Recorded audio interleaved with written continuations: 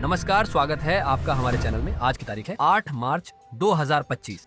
तो चलिए बात करते हैं आज के मुख्य समाचार में देश विदेश की बड़ी खबरों की, जो आपके लिए जानना है बहुत जरूरी। एक झलक देखते हैं आज के जरूरी हेडलाइंस को, जो हम आगे हमारे वीडियो में देखेंगे। इस बार होली का त्योहार चर्चा का विषय बना हुआ, क्योंकि होली के दिन ही है, जुमे की नमाज है। मौलाना साजिद रशीदी ने लिया है बड़ा फैसला।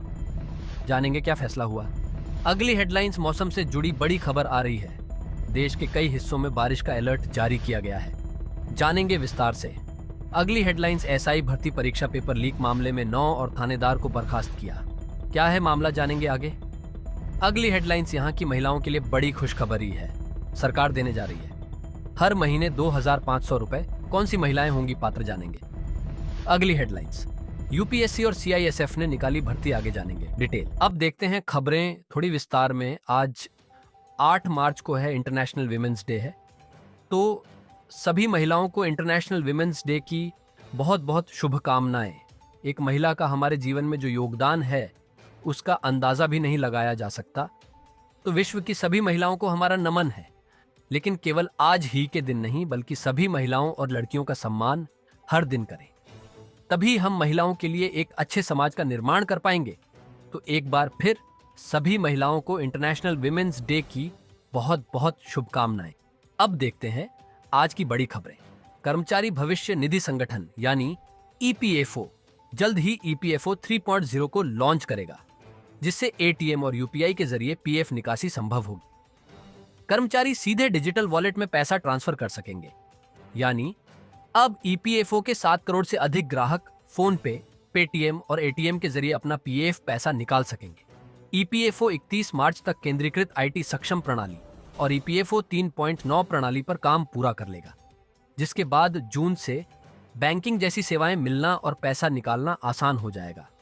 इसके अलावा यूएन एक्टिवेशन और आधार लिंकिंग की अंतिम तिथि 15 मार्च 2025 तक बढ़ा दी गई है। अगली खबर रान्या राव का। सोने की तस्करी से जुड़ा एक हाई प्रोफाइल मामला सामने आया था, जिन्हें 3 मार्च 2025 को बेंगलुरु के केम्पेगौड़ा अंतर्राष्ट्रीय हवाई अड्डे पर गिरफ्तार किया गया था। लेकिन दुबई से भारत कितना सोना ला सकते हैं कि पकड़े न जाएं? तो पुरुषों, महिलाओं और बच्चों के लिए है अलग कानूनी सीमा। कोई भी पुरुष यात्री जो दुबई से भारत आ रहा है, वह अधिकतम 20 ग्राम सोना बिना किसी कस्टम ड्यूटी के ला सकता है। लेकिन 2 शर्तें हैं। पहला, सोने का मूल्य 50,000 रुपए से अधिक नहीं होना चाहिए। और दूसरा, यह केवल सोने के आभूषणों यानी ज्वेलरी के रूप में होना चाहिए। सोने के सिक्के या बार इस छूट में शामिल नहीं है। एक महिला यात्री के लिए यह सीमा 40 ग्राम की है। वहीं 15 साल से कम उम्र के बच्चे यदि दुबई में 1 साल से अधिक समय तक रहा है, तो वह 40 ग्राम तक सोने के आभूषण बिना ड्यूटी के ला सकता है। कस्टम ड्यूटी की बात करें तो इसकी दर 6% है, जिसमें 1.25% सोशल वेलफेयर सरचार्ज भी जोड़ा जाता है। अगली खबर में देखते हैं दुबई में क्यों सस्ता है सोना। इंपोर्ट ड्यूटी और टैक्स पॉलिसीज में अंतर के कारण दुबई में सोने की कीमतें अक्सर भारत में कीमतों के मुकाबले कम होती हैं। दुबई में बुलियन और गोल्ड ज्वेलरी पर 0 जीएसटी है, जबकि भारत सोने पर 3% जीएसटी लगाता है। इसके अलावा दुबई के ज्वेलरी स्टोर्स में मैन्युफैक्चरिंग कॉस्ट काफी रीजनेबल है, जिससे दुबई में 24 कैरेट गोल्ड भारत की तुलना में लगभग 5% से 7% सस्ता हो जाता है। दुबई से भारी मात्रा में सोना खरीदने पर उपभोक्ता अधिक पैसे बचाते हैं। अगली बड़ी खबर होली के दिन ही है, जुमे की नमाज। मौलाना साजिद रशीदी ने लिया बड़ा फैसला। इस बार होली का त्योहार चर्चा का विषय बना हुआ है, क्योंकि जिस दिन होली मनाई जाएगी उसी दिन जुमे की नमाज भी होने वाली है। ऐसे में हिंदू और मुस्लिमों के बीच टकराव की स्थिति पैदा न हो, इसके लिए ऑल इंडिया इमाम एसोसिएशन के अध्यक्ष मौलाना साजिद रशीदी ने बड़ा फैसला किया है। मौलाना साजिद रशीदी ने अपने बयान में कहा कि देश का शांति व्यवस्था बनाए रखने के लिए और एकता बरकरार रखने के लिए मैं ऑल इंडिया इमाम एसोसिएशन की तरफ से अपील करता हूं कि पूरे देश में जुमे की नमाज में देरी करें। जो नमाज 1 बजे पढ़ी जाती है, उसे 2:30 बजे कर लें, ताकि होली का त्योहार भी संपन्न हो जाए। उनका यह बयान यूपी के संभल के सीओ के उस बयान के बाद सामने आया है, जिसमें संभल सीओ ने कहा था कि जुमे की नमाज साल में 52 बार आती है, लेकिन होली साल में सिर्फ 1 बार आती है, इसलिए होली धूमधाम से मनाई जाएगी। जिसे रंगों से दिक्कत है वह अपने घरों में रहें या खुले विचारों के साथ घरों से बाहर निकले। देखिए, अदानी समूह से जुड़ी बड़ी खबर सामने आई है। मुंबई की धारावी बस्ती पुनर्विकास परियोजना पर सुप्रीम कोर्ट ने रोक लगाने से इनकार किया है। यानी अब यह परियोजना अदानी समूह के हाथों में रहेगी। यूएई की कंपनी सेकलिंग टेक्नोलॉजीज ने ठेका प्रक्रिया पर सवाल उठाए थे, पर अदालत ने दखल देने से मना कर दिया। इससे पहले बॉम्बे हाईकोर्ट ने भी इस परियोजना को चुनौती देने वाली याचिका को खारिज कर दिया था। अब मामले की अगली सुनवाई 25 मई को होगी। अगली दुखद खबर सामने आई है। हरियाणा के पंचकूला स्थित मोरनी के बालदवाला गांव के पास शुक्रवार को भारतीय वायुसेना का लड़ाकू विमान जगुआर दुर्घटनाग्रस्त हो गया। भारतीय वायुसेना के अधिकारी ने बताया कि विमान ने प्रशिक्षण उड़ान के लिए अंबाला एयरबेस से उड़ान भरी थी। गनीमत रही कि पायलट पैराशूट से उतरकर अपनी जान बचाने में कामयाब रहा। माना जा रहा है कि विमान तकनीकी खराबी के कारण हादसे का शिकार हुआ है। दुर्घटना की जांच के आदेश दे दिए गए हैं। जानते हैं मौसम से जुड़ी बड़ी खबर। देश भर में मौसम का मिजाज लगातार बदल रहा है। कहीं तेज हवाएं तो कहीं बर्फबारी और बारिश का दौर जारी है। कई राज्यों में ठंड बढ़ गई है। भारतीय मौसम विज्ञान विभाग आईएमडी ने एक नया अलर्ट जारी किया है, जिसमें बताया गया है कि पश्चिमी विक्षोभ के सक्रिय होने से कुछ इलाकों में भारी बारिश और बर्फबारी हो सकती है। वहीं कुछ राज्यों में तापमान बढ़ने के संकेत भी दिए गए हैं।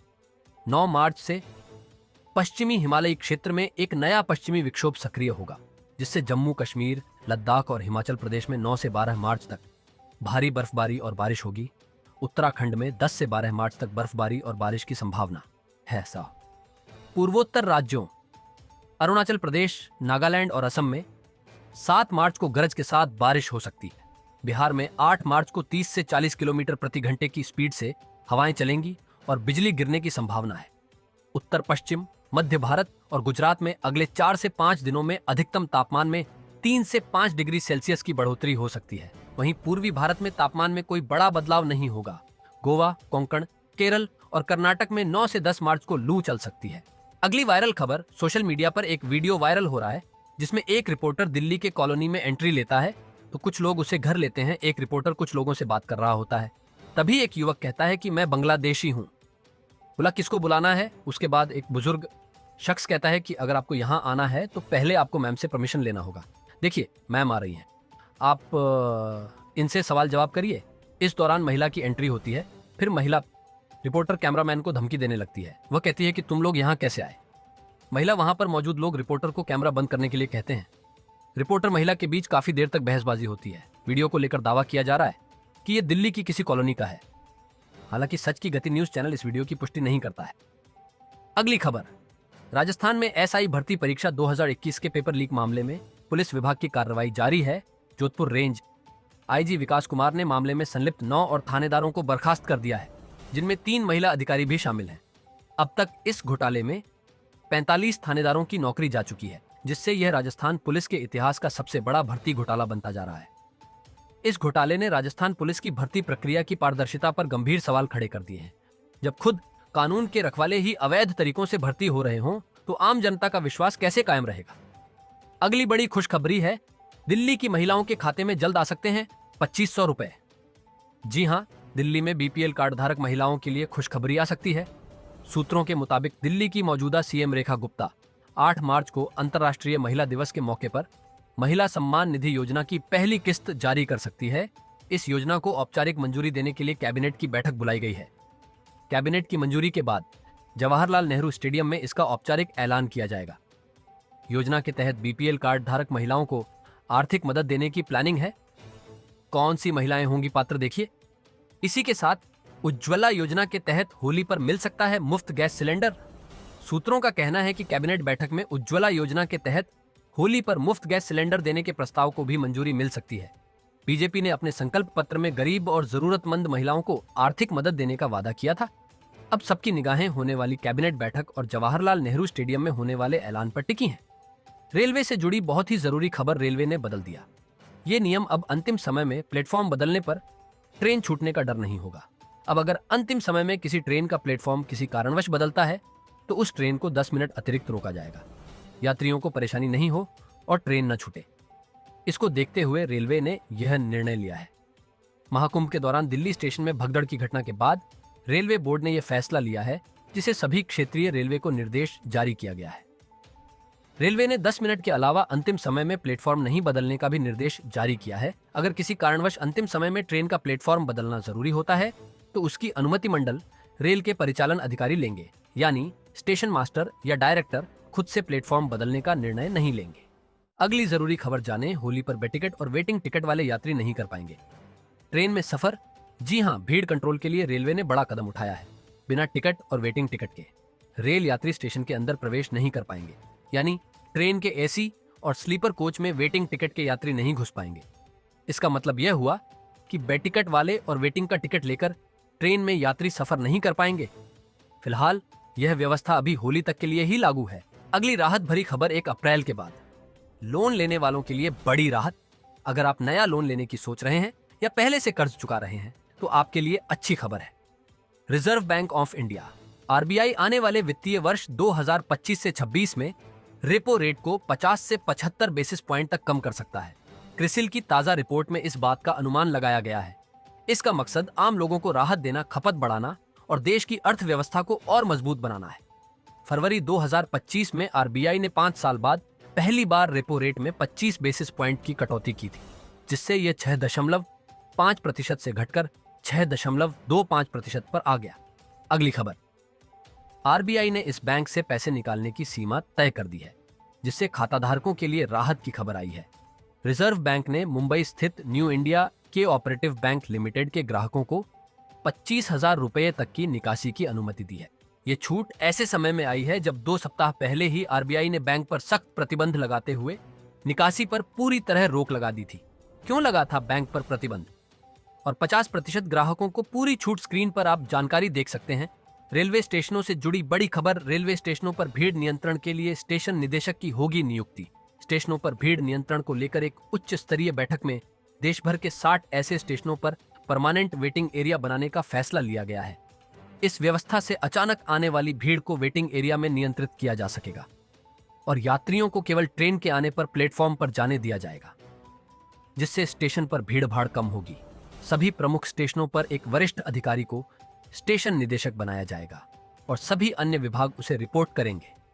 अंतर्राष्ट्रीय महिला दिवस के मौके पर बैंक ऑफ बड़ौदा महिलाओं के लिए स्पेशल सेविंग्स अकाउंट का ऐलान किया है। बैंक ने शुक्रवार को ऑटो स्वीप सुविधा से lace Bob global women NRI और एनआरओ बचत खाता शुरू करने की घोषणा की है। इससे ग्राहकों को हाई ब्याज प्राप्त करने के साथ सस्ती दर पर होम लोन और कार लोन प्राप्त करने की सुविधा मिलेगी। बीओबी महिला खाताधारकों के लिए ऐसा खाता लेकर आने वाला पब्लिक सेक्टर का पहला बैंक है। इस खाते में कर्ज पर प्रोसेसिंग फीस भी कम लगेगा। और क्या मिलेगा देखिए, भारतीय नौसेना, वायुसेना, आर्मी और तटरक्षक बल ने थिएटर स्तर का एक संयुक्त सैन्य अभ्यास ट्रोपेक्स 25 पूरा कर लिया है। अरब सागर और बंगाल की खाड़ी सहित हिंद महासागर में अभ्यास आयोजित किया गया था, जिसका मुख्य उद्देश्य भारतीय नौसेना के कोर युद्ध कौशल को सत्यापित करना और एक यूनाइटेड और यूनिफाइड रिस्पॉन्स सुनिश्चित करना था। अगली खबर पर ध्यान दें। फेक डिलीवरी अपडेट मैसेज से रहें सावधान। अब एक नया फर्जी मैसेज सामने आया है, जिसमें डिलीवरी एड्रेस अपडेट करने के लिए कहा जा रहा है।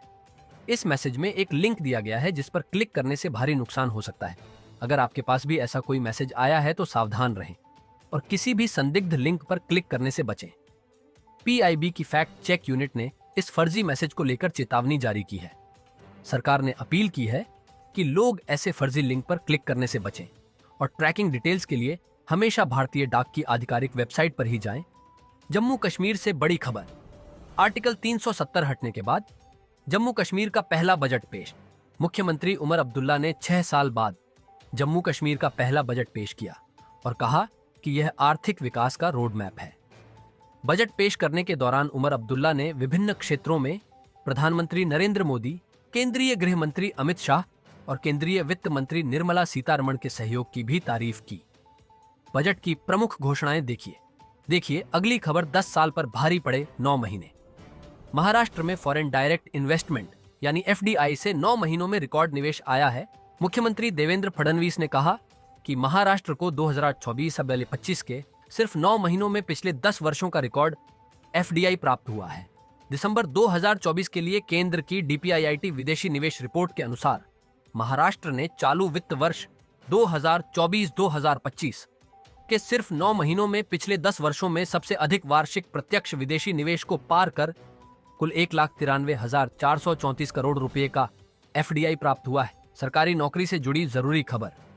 यूपीएसएससी ने निकाली 357 पदों पर भर्ती, अधिसूचना जारी। यूपीएसएससी ने सेंट्रल आर्म्ड पुलिस फोर्स परीक्षा का नोटिफिकेशन जारी कर असिस्टेंट कमांडेंट पदों पर भर्ती के लिए आवेदन प्रक्रिया शुरू कर दी है। योग्य और इच्छुक उम्मीदवार 25 मार्च 2025 तक ऑनलाइन ऑफिशियल वेबसाइट पर जाकर अप्लाई कर सकते हैं। साथ ही जानिए सीआईएसएफ कांस्टेबल और ट्रेड्समैन की भर्ती के लिए रजिस्ट्रेशन शुरू हो चुका है। उम्मीदवार 3 अप्रैल तक इसके लिए आवेदन कर सकते हैं। आवेदन करने के लिए उम्मीदवारों को रजिस्ट्रेशन की प्रक्रिया पूरी करनी होगी। इस भर्ती के जरिए सीआईएसएफ का लक्ष्य 1161 रिक्तियों को भरना है। ऐसी ही ब्रेकिंग न्यूज देखने के लिए चैनल को सब्सक्राइब करें और बेल आइकॉन दबाएं ताकि आप हर जानकारी से अपडेट रहें।